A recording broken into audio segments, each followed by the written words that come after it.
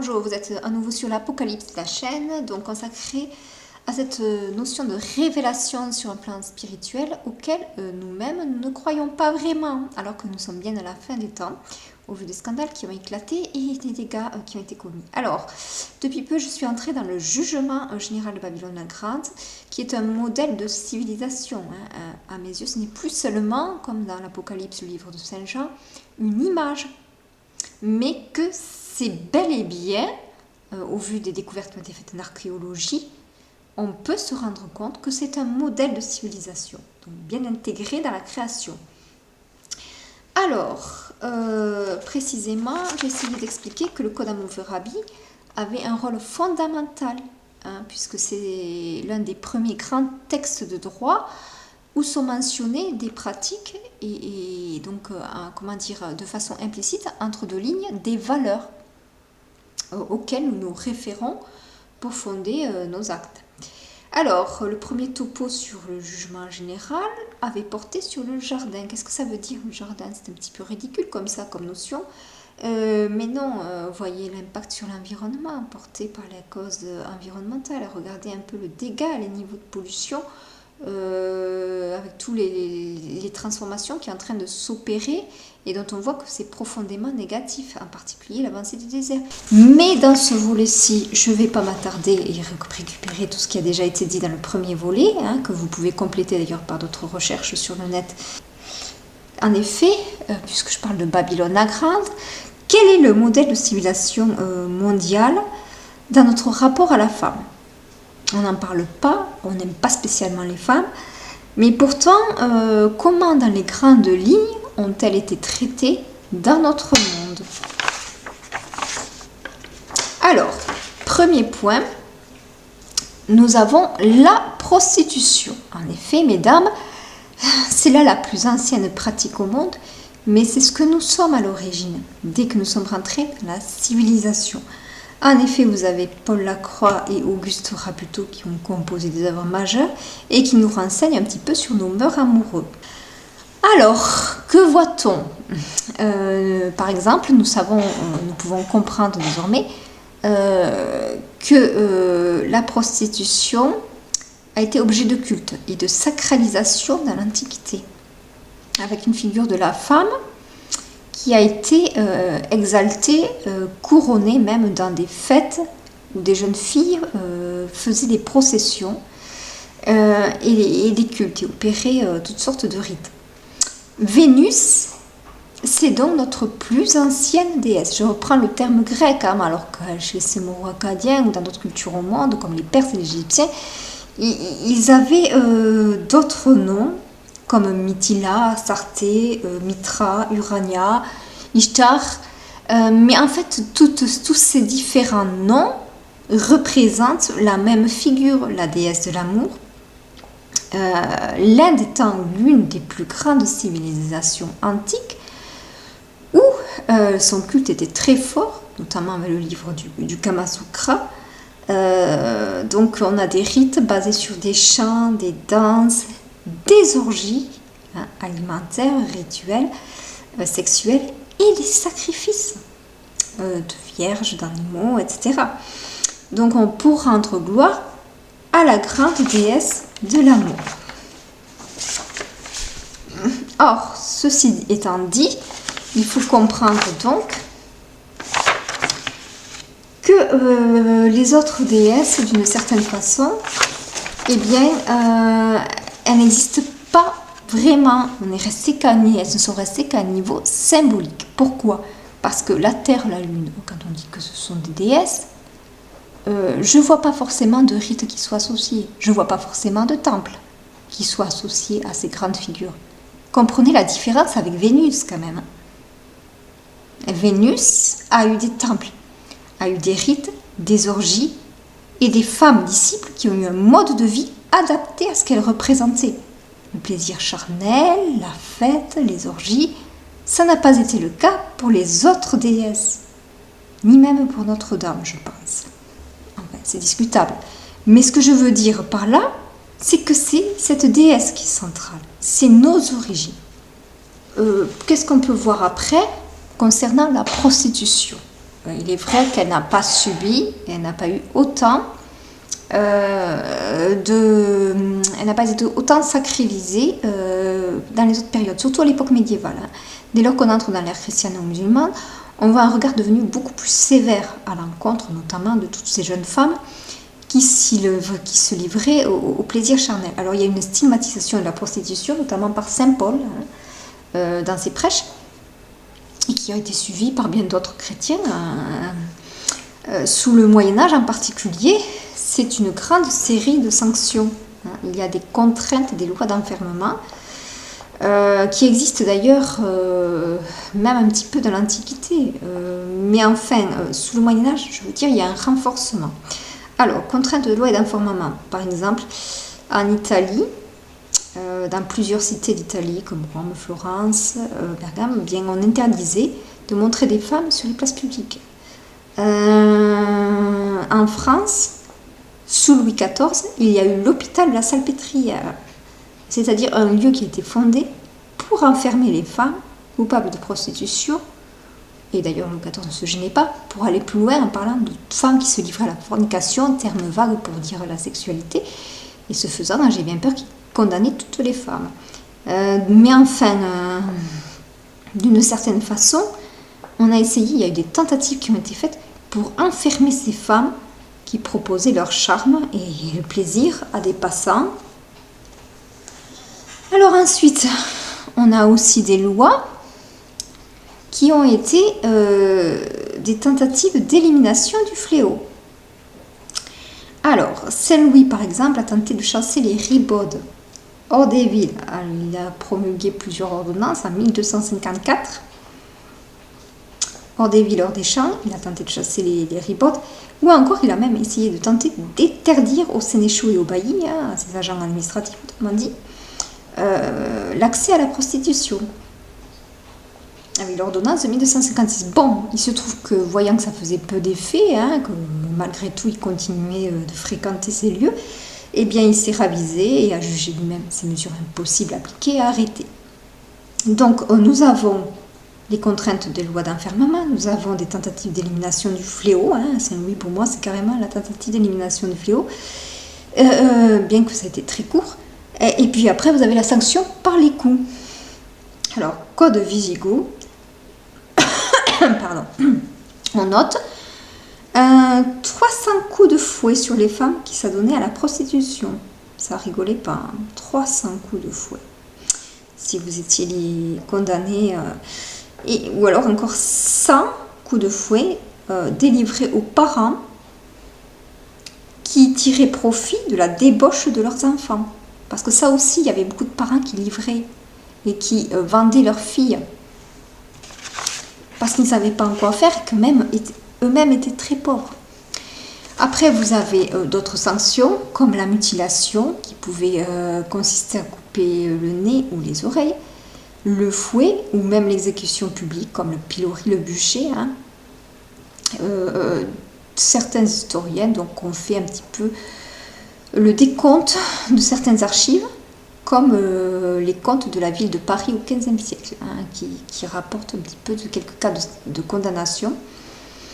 Vous avez aussi les lois somptuaires, beaucoup moins connues. Alors, en Rome, en Espagne ou à Londres, hein, on a des édits qui ont été promulgués pour réglementer la tenue des femmes publiques. Alors, interdiction notamment de porter certaines perles, enfin des objets, hein. C'est tout bête, ça va même jusqu'à mesurer la taille ou la dimension. C'est très dur, mais si vous ne respectiez pas, pour ces femmes-là, eh bien, vous étiez soumis à l'amende, alors qu'elles n'avaient pas beaucoup d'argent, puisqu'elles étaient déjà pour beaucoup ponctionnées par des souteneurs. Donc, à l'époque moderne, sous la Révolution, on a eu une volonté de rupture avec l'Ancien Régime, on a fait un code pénal qui a réprimé cette fois-ci le proxénétisme, donc c'est pas tout à fait, vous voyez, la même cible. Et en particulier, proxénétisme dans des mineurs. On a inauguré aussi le principe de recensement. On a enregistré les prostituées à Paris et instauré un contrôle sanitaire, car ça n'existait pas. On se doutait bien qu'elles pouvaient véhiculer des maladies vénériennes, mais on ne faisait rien contre. Là, il y a eu une tentative de réglementation avec examen médical et sanctions contre des insoumises. Pourtant, malgré ça, à l'époque moderne, depuis la Révolution, il y a eu une double position comparée à cette notion de prostitution. Joséphine Butler a fait la défense en disant que la prostituée était une victime d'un trafic plus large, de l'exploitation de l'humain, alors que Marthe Richard, par exemple, a été très critique et a voulu la fermeture des lieux, l'a obtenue en partie pour les maisons closes de Paris, mais Marthe Richard étant véritablement une exception à la règle, et non pas la règle. Quoi ce qui se passe, c'est qu'on constate à l'époque moderne une expansion par l'essor du trafic avec des réseaux qui sont allés de l'Europe de l'Est à l'Afrique de l'Ouest, ou encore les développements nazis comme en Thaïlande, avec des pervers sexuels qui se sont approvisionnés en chair fraîche, en particulier. Et voilà, on a des témoignages à l'époque moderne également, qui ont pu être publiés, avec Moi, Christiane F., 13 ans, droguée, prostituée, ou encore Histoire d'une prostituée, Clara Dupont-Moreau. C'est très récent, les cris n'étaient pas démocratiques, surtout pas pour les femmes du peuple. Il a fallu qu'on passe par l'école, etc., c'est compliqué, et ce n'est que vraiment depuis peu qu'on a quelques cas qui deviennent à peu près connus. Je vous conseille de jeter un coup d'œil. Enfin, il y a des exemples de capitales reconnues pour la prostitution. Paris sous la Troisième République, qui a été l'âge d'or des cabarets et des maisons closes. Amsterdam, il y a 290 vitrines, j'ai vu ça sur le site, qui proposent services sexuels dans le quartier rouge. 290 victimes dans un seul quartier. C'est vous dire les lieux. Les lieux se sont beaucoup diversifiés. Ne croyez pas que la prostitution est éteinte. Au contraire, si on est passé des temples au lupanar, puisqu'elle n'est plus sacralisée, il y a des cabarets, il y a eu les bains, les étuves à l'époque du Moyen-Âge, les salons, les agences, les vitrines, les sites sur le net, les quartiers, les boulevards qui ont été consacrés à la prostitution, en plus bien sûr de celle qui est clandestine et que j'appelle la rue. La rue tout simplement, qu'on ne recense pas parce qu'il y a plein de femmes comme ça qui font des prostitutions de rue, sans compter d'autres comme des soirées chez des particuliers. Vous allez voir un ami, hop, ça dérive, ça dérape et ça devient la prostitution. Bref, pratique implantée depuis des millénaires. Et loin de nous l'idée que ça s'est diminué. Bref, nous avons cependant, par rapport à l'époque médiévale, repris un regard très tolérant, comme aux premiers âges. Comme aux premiers âges et aux premiers temps de la prostitution. Bon. Ensuite, qu'est-ce qu'on peut dire concernant la femme dans la matrice reptilienne? Si c'est pas la prostituée, c'est donc quoi, messieurs? Est-ce que vous avez réfléchi un peu au sujet, vu que les siècles se sont écoulés, que vous avez été penseurs, théoriciens? Eh bien, si ce n'est pas la prostituée, première grande figure, la deuxième figure de la femme, c'est la femme dans la vie conjugale. Et là, je ramène au code Hammurabi, code de droit, qui après le code d'amour, le plus ancien ayant été retrouvé, fondé par le roi de Babylone, et qui comprend ce volet sur le mariage. Alors, un volet sur le mariage consacré dans les premiers textes de droit. Eh bien oui, c'est possible. Et Hammurabi, c'est intéressant parce que c'est un roi de Babylone, donc retour sur l'Apocalypse, Babylone la Grande, etc. Alors, quelles sont les pratiques désignées dans ce texte de droit? On a la dot, la répudiation, l'ordanie, la polygamie et la logique d'accusation-sanction contre l'adultère qui sont formulées. Ce qui veut dire qu'en tout état de cause, c'est la femme cible. L'accusation-sanction n'a quasiment pas le droit à la défense et elle se retrouve toujours prise entre les mains soit du père, soit du mari, comme objet de transfert d'un point à l'autre. Donc, message implicite, à travers ce texte, même si ce n'est pas formulé tel quel, c'est qu'on a l'impression que le mariage ressemble un petit peu à une transaction financière, car le tir-à-tout qui est formulé, c'est quoi l'équivalent chez les semours acadiens de quoi? De notre dos. Notre dos. La femme est objet de transfert d'argent, mais pas pour elle-même, en général. Même s'il y avait la chéritou chez les semours acadiens, après elle a été enlevée, pour beaucoup supprimée dans l'usage. Mais l'argent allait soit à son père, soit à son époux. Pas elle, elle n'est qu'un vecteur en ce qui la concerne. Enfin, on ne stipule pas non plus l'objectif d'un mariage qui aurait pu être celui de fonder une famille, par rapport à la prostitution notamment. Il n'y a pas de différence mentionnée. Bon, enfin, l'évolution. Alors l'évolution, c'est très complexe, il y a trop de pratiques évoquées. Moi, je propose de mettre l'accent sur des points importants pour comprendre si nous sommes restés dans Babylone la Grande ou si nous avons un petit peu évolué par rapport à ce modèle de famille qui est délibéré. Donc l'évolution, mariage forcé, l'Orient, qu'est-ce qu'on constate? Très compliqué, hein, parce qu'il n'y a pas beaucoup d'études qui sont menées sur le sujet. Alors, nous, à l'époque actuelle, on voit Fleurs du désert, publié en 1998, qui démontre l'existence maintenue du mariage forcé en Afrique. J'ai vu une pétition parlant d'une Soudanaise appelée Noura, qui a été condamnée pour avoir tué son mari. Hein, et pourtant, ce meurtre n'avait pas eu lieu si ses parents auraient admis son refus, car elle aurait refusé le mariage forcé qu'il lui imposait, fait une fugue, mais malgré cela, ils ont maintenu le mariage et elle en est venue à péter un câble au point de vouloir le tuer, son époux. Et ensuite, elle a été sanctionnée. Donc, on a signé un certain nombre de pétitions pour pouvoir la libérer de cette emprise. Mais en tout cas, ces deux exemples, Warisiri ou Noura, démontrent qu'en Afrique, toujours on ne tient pas en compte la vie de la femme dans le mariage, pour le mariage, à la base même. Pourtant, en 1956, il y a eu Habib Bourguiba et ses réformes en Tunisie qui ont lancé un certain nombre de réformes, donc le consentement mutuel avec âge minimum légal obligatoire pour le mariage. Donc il y a des tentatives qui ont été faites en Afrique, faibles par contre. Faibles et beaucoup de gens ne le savent pas. En Occident, nous avons été un petit peu plus rapides et encore. C'est en 1215, par le Concile de Latran IV, on a introduit le consentement mutuel. C'est une innovation à cette époque-là, au XIIIe siècle, parce que la femme peut enfin donner son avis devant une autorité officielle reconnue, qui est le prêtre, au moment où il fait le rituel du mariage. Et mais il n'y a pas instauration, par contre, d'un âge légal. Ça veut dire que s'il n'y a pas instauration d'un âge légal, vous pouvez marier une femme à 13 ans, à 10 ans, à 12 ans, vous ne savez pas. Donc ça m'ennuie, c'est très ennuyeux. Et entre Hammurabi et le code et la 34, il faut estimer qu'il y a quand même 30 siècles qui sont écoulés avant qu'on se dise « et il faudrait peut-être arriver à tenir compte de l'avis de la femme au moment du mariage ». Bon, enfin, je vais passer à une pratique outre le mariage forcé. Vous avez la polygamie. Polygamie, alors Orient, toujours autorisée, elle n'a été remise en cause officiellement qu'au siècle dernier dans sa pratique. Alors, ça veut dire quoi polygamie? 1926, Mustafa Kemal a interdit la polygamie en Turquie.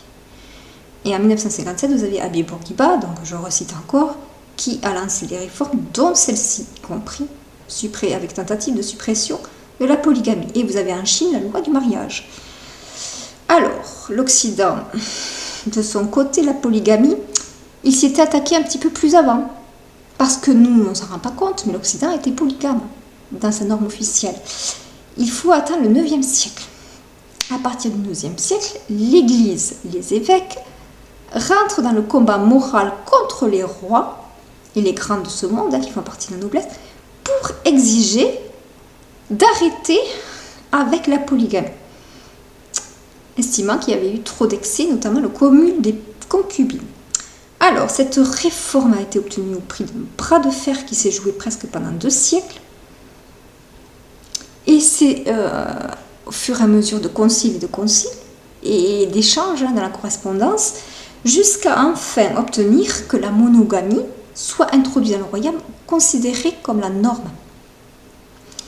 2 siècles, imaginez, hein, on n'est pas facile comme esprit. On n'a pas envie de faire des changements. Bon, ensuite, je regarde à la séparation. Pourquoi? Parce que si le mariage forcé, c'est l'introduction du mariage et de la vie conjugale, le départ, vous avez donc la fin qui est la séparation. Qu'en est-on de la prise en compte de la fin? En Orient, au fil du temps, on a simplifié la procédure de la répudiation. Alors, qu'est-ce que ça veut dire? Ça veut dire que le talaq, c'est juste une formule, on répète par 3 fois et on se sépare de son épouse. Alors que pour elle, toujours pas possible. Impossible de passer par le talaq, ni même plus que ça de divorcer. Il faut qu'elle fasse sa requête auprès, qu'elle ait 4 témoins. Enfin, c'est très compliqué avant d'obtenir quoi que ce soit. Donc, grosso modo, c'est pas faisable. Bon, alors, la Tunisie a supprimé la répudiation unilatérale, toujours pareil, en 1956. Les Maroc et l'Algérie, par contre, ont essayé aussi à leur tour d'introduire le divorce pour deux époux devant autorité judiciaire. Bon, c'est pas énorme, hein, les tentatives qui ont été faites au XXe siècle, mais quelques-unes. En Occident, donc, qu'est-ce qu'on atteste par contre sur la séparation? La Bible atteste de la pratique du divorce par lettre au seul usage de l'époux. Donc, c'était lui qui pouvait, pour un quelconque motif, sans avoir à préciser, répudier sa femme. Ça, c'est l'ancien temps. Là encore, je reviens au concile, par contre, au Moyen-Âge, du concile de Latran 4, où on a introduit le principe d'indissolubilité. Et là, qu'est-ce qu'on a fait? On a empêché donc toute forme de séparation, sauf cas d'exception sous l'Ancien Régime. Ça veut dire que si le mariage est jugé indissoluble, après s'être engagé à l'autel, les époux n'ont plus le droit de se séparer, parce qu'on considère que Dieu a voulu leur union éternelle, alors que l'interprétation du principe d'indissolubilité est très contestable, puisqu'on peut considérer, si on se fait référence à la Genèse et à Adam et Ève, qui sont jugés comme étant unis, deux êtres unis d'une seule chair, eh bien là, dans Adam et Ève, on ne parle que du principe de création, étant donné que dans le jardin d'Éden, là où l'homme et la femme étaient en relation avec Dieu, en présence de Dieu, il n'y a pas de question en rapport avec le mariage, qui est un contrat institutionnel qui est instauré bien plus tard. D'où la déviance des évêques dans l'interprétation de ce verset. Et c'est terrible, parce que du coup, combien de gens qui ne s'aimaient pas, qui se sont sentis forcés d'obéir à des règles et des traditions, on leur a dit d'entrée de jeu, là, le carcan est là, Dieu veut que vous soyez unis éternellement, sans autre possibilité de séparation. Avec le risque donc que le climat soit toujours plus tendu au sein de la famille et que les offenses se multiplient pour la mère épouse en particulier par rapport à son mari. Donc c'est pour ça que la séparation c'est important. Ça. Et c'est le souffle. On inspire, on expire. Il faut parfois, quand c'est trop lourd, il faut être capable de pouvoir se séparer. Or là, l'Église l'a empêché. Bon, alors, la Révolution a introduit en 1792 à nouveau le divorce, mais il n'a été légalisé qu'en 1884 parce que la Restauration l'a aboli entre-temps. Et il faut attendre à peu près la seconde partie de la moitié du XXe siècle pour qu'il y ait une série de réformes en Europe pour légaliser le divorce, notamment l'Espagne 1981 et l'Angleterre 1969 avec le divorce réformable. Donc, j'insiste sur la séparation et le mariage forcé parce que c'est l'entrée et la fin du mariage. Mais vous avez quelques pratiques donc, au préalable qui ont été vues comme la polygamie. Et dernière pratique sur laquelle je mettrai l'accent, l'inceste, parce que c'est quand même très grave toutes ces pratiques. Alors, l'Orient, Coran 4.23, interdiction des rapports sexuels entre plusieurs membres de la famille, mais interdiction sans préciser de sanctions obligatoires. En effet, le Coran interdit un certain nombre de rapports entre les membres de la famille, mais il ne préconise pas de sanctions. Ça pose un peu problème. Du coup, le système arabo-musulman donne l'impression d'avoir été très laxiste et clément à l'encontre des crimes sexuels, et surtout que les femmes n'ont pas vraiment porté de plainte officielle, n'étant jamais pratiquement entendues. Bon, la société arabe figurant comme l'une des plus fermées au monde, à la différence près que l'islam lui a colonisé beaucoup d'espace. Nous avons ces drames familiaux laissés dans le silence, avec par exemple encore en 2019 Mounia Benjemia, que vous ne connaissez pas, qui a publié un livre et qui est pionnière en ce domaine puisqu'elle ouvre la voie des victimes de l'inceste. Quel retard. Enfin, en Occident, nous n'avons pas été aussi faciles. Nous sommes repérés donc à l'Ancien Testament, la Bible, toujours pareil, qui maudit déjà l'inceste, par exemple dans le Lévitique 20.14 ou encore dans le Deutéronome 27, 20.23. Verset 20.23. Les Carolingiens dans le Saint-Empire romain germanique, tout au long du Moyen-Âge, ont adopté des peines sévères à l'encontre de l'inceste qui pouvaient aller de la mort au bannissement à la fustigation, selon le niveau, le degré d'atteinte par rapport évalué en fonction du critère de la parenté, plus proche ou plus lointaine. Et ça, c'était pas si mal, hein, c'était plutôt assez bien vu. Sauf que je doute fort que les victimes d'inceste parlaient et qu'il y avait un moyen pour elles ne savaient pas trop comment se faire entendre. Bon, ensuite arrive la Révolution. Qu'est-ce qu'on a fait sous la Révolution? Mais il faut se taper la tête contre le mur. Alors, il y a de très bonnes idées qui ont été faites par réaction contre l'Ancien Régime, mais pas celle-ci, hein. On a aboli le crime d'inceste. Et il faut attendre quand même 2016, quasiment 2 siècles, pour enfin obtenir un retour d'une prise en compte à nouveau de l'inceste comme crime grave qui nécessite une sanction avec 20 ans de réclusion pour celui qui l'a commis. Bon, la plupart des pays en Europe désormais reconnaissent l'inceste et considèrent que c'est un crime grave. Mais voilà, la Révolution n'a pas eu que de bonnes initiatives, notamment pas celle-ci.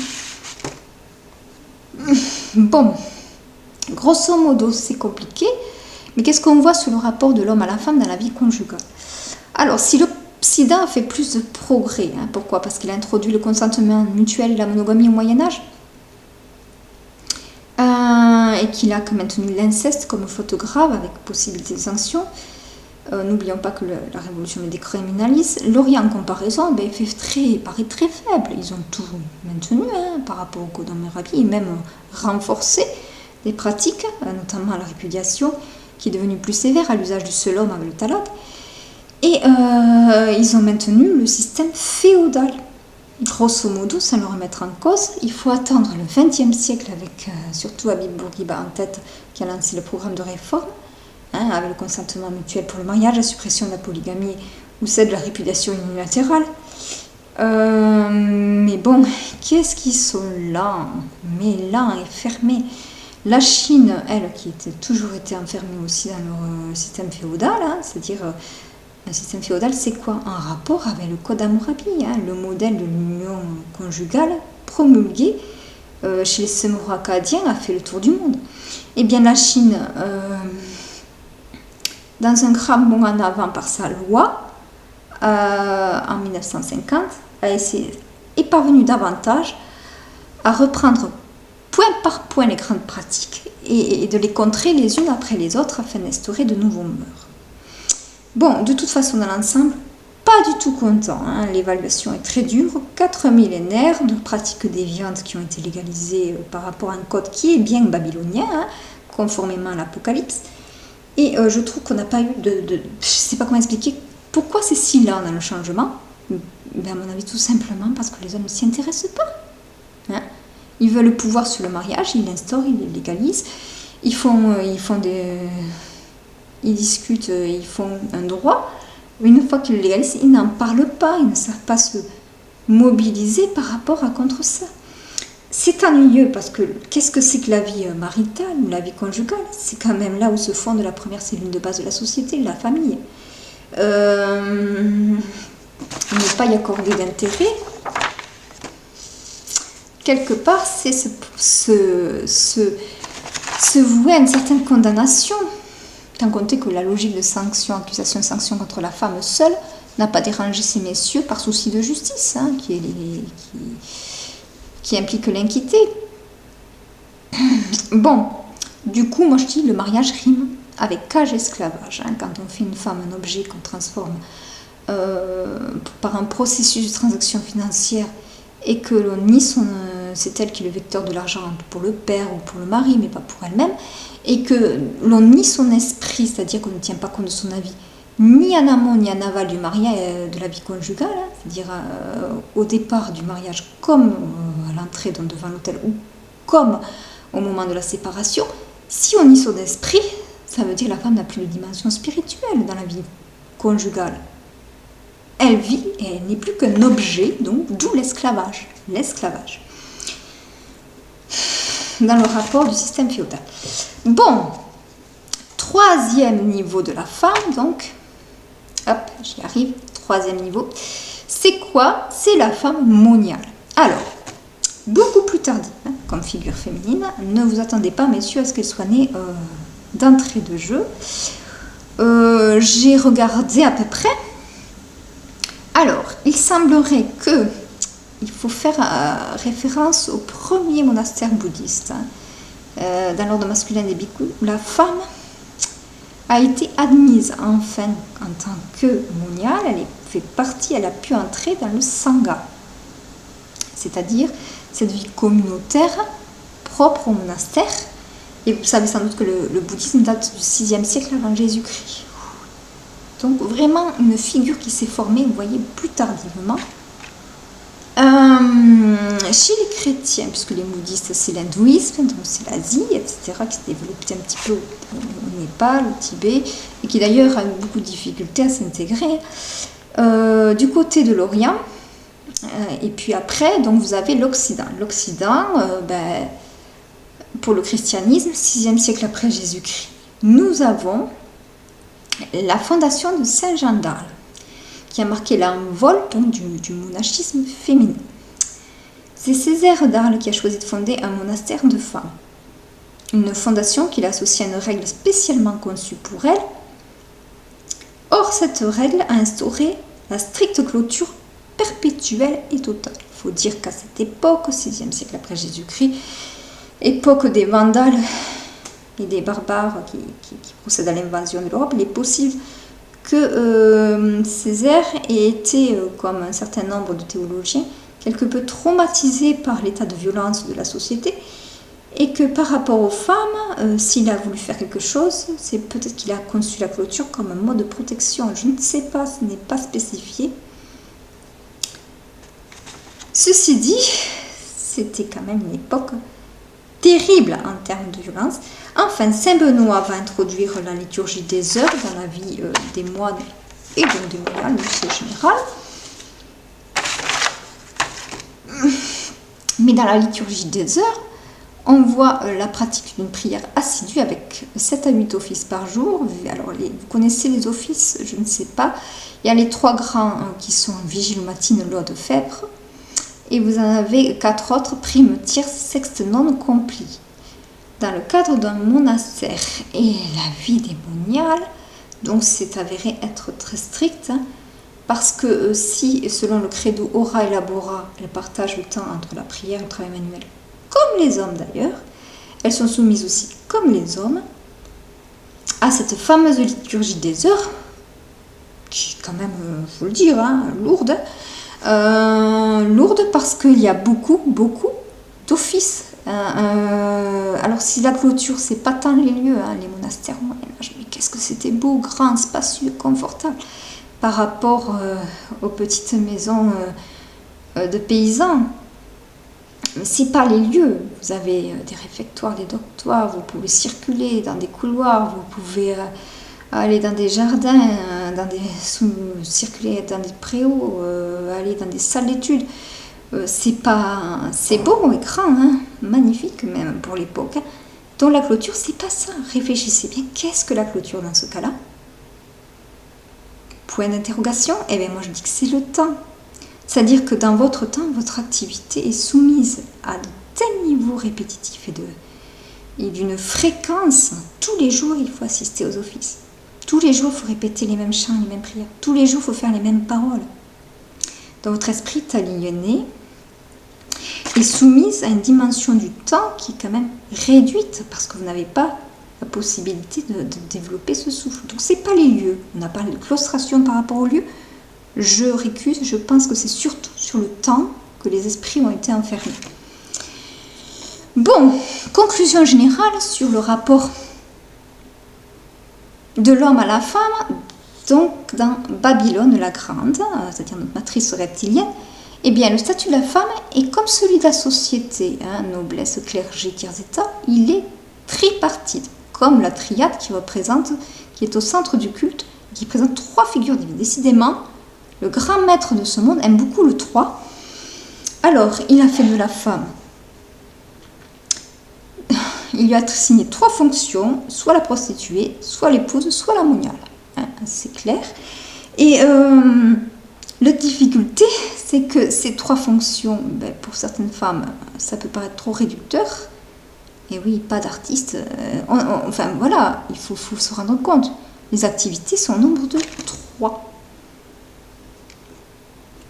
Et vous choisissez sur une des 3 cases. Donc après, globalement, quelles que soient les différences entre ces 3 fonctions, les points communs, c'est quand même la claustration. Hein, que vous viviez dans une maison close, un monastère ou un foyer domestique, vous êtes quand même dans un espace, enfin pas le monastère, mais enfin c'est par le temps qu'ils vous ont eu, mais enfin c'est d'une certaine façon, vous êtes dans un espace, et oui, réduit. La navigation de la figure de la femme. Moi je veux dire, c'est pas tant que ça, mais derrière toutes ces 3 fonctions, il y en a une qui a été niée. Laquelle? Vous avez, je rappelle, la prostituée, vous avez l'épouse, vous avez la moniale. Quelle est la figure de la femme niée? Point d'interrogation. Vous avez donc la mère. La mère n'est pas prise en compte. Elle qui pourtant a pour rôle de donner la vie, car elle est transversale, plus ou moins. Alors pour la moniale, c'est plus discutable, puisqu'on demande de prêter vœu de chasteté. Mais pour l'épouse et pour la prostituée, c'est toujours d'actualité. Hein, dès qu'il y a... Et pour chacun des 3 rôles, elle vit donc sur le mode de la réclusion, soumise à une autorité qui a tous les pouvoirs, qui n'est que l'homme, puisque c'est lui qui décide pour elle. C'est donc la prison éternelle pour elle, dans ce système. Et ça va jusqu'à l'esclavage pour beaucoup d'entre elles, non pas pour les moniales, puisqu'elles ont un peu le choix en faisant leurs vœux, mais pour la femme prostituée, souvent, hein, même si au départ elle décidait, alors il y en a qui décident, mais il y en a beaucoup qui sont soumises à l'esclavage, hein, avec les souteneurs, et puis soumises à l'esclavage, même dans leur vie conjugale. Voilà. Donc, la nécessité, pour elles, si elles veulent s'émanciper et se libérer, d'arrêter avec un tel système qui les a asphyxiées, et surtout en particulier leur dimension spirituelle, excepté, je l'ai admis, pour Vénus. Merci et au revoir.